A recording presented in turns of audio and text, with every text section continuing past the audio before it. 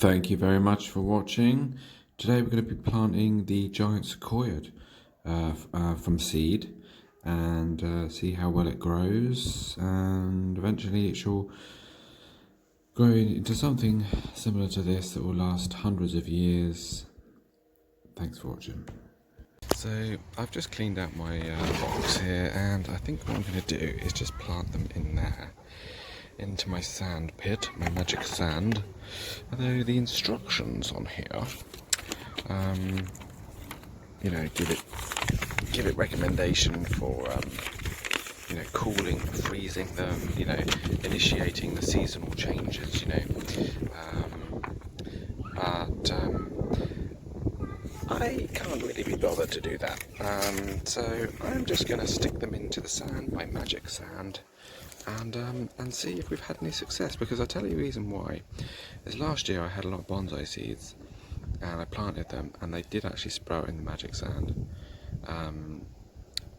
Unfortunately, I didn't give them the TLC that they needed, and they withered and died.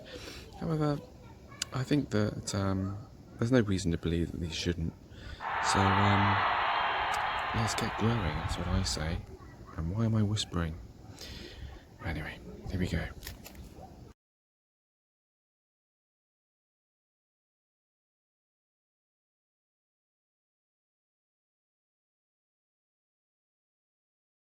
I have given it some thought, and I think what I'm going to do is I'm going to soak these bad boys actually, just to loosen them up. First of all, I think that'd be sensible. And then I'll plant them. So it's a two-part video. Well, one part for you, but two stages for me. I am a professional video maker, as you've gathered. But anyway, it's an experiment that needs to be done. Here we are planting the Sequoia giganteum seeds using sand medium as a growing agent. I have put a little bit of fertilizer in there, but we'll see how well it will go. These are literally from eBay, £2, 20 seeds, 10 seeds, however many. So I'm going to stick them in and see what sort of return we get. I mean, even if we got one, that'd be amazing. The idea really is because obviously, as I say previously, it's my 10-year anniversary, so I thought a great way to commemorate it by planting one of the most gigantic trees in the world that will last for, I don't know, hundreds of years, hopefully. So yeah, that's the mission. What a wonderful journey. Okay, so we're going to call this Operation Grow More. I thought it was appropriate. A little bit of a clue in the name perhaps, which isn't very clever. Hang on. Yes, please. Yes, Operation Grow More for my Sequoia. So I've got some warm water into my tub, clean the tub out. I put some antifungal in there. Why does it have to be windy today on this lovely day? Antifungal in the form of garlic oil, actually. Garlic oil is very effective against bacteria, anything, and viruses actually for that matter. Can I have a bagel, please? Thank you. Yeah, so garlic is actually very effective against bacteria and viruses, so it's worth bearing in mind. Now, I have got off eBay a incredibly stinky pure essential oil of garlic. It is so potent that you can't even keep it in the house. I kid you not. I've had to keep it in the garage. It is unbelievable. So yeah, I've also sprayed my roses with it this morning because one of my roses is infected, so I've sprayed that with it. So I've just put a few drops into a spray bottle, and I've sprayed the top of that also with a bit of nutrients as well into the sand, and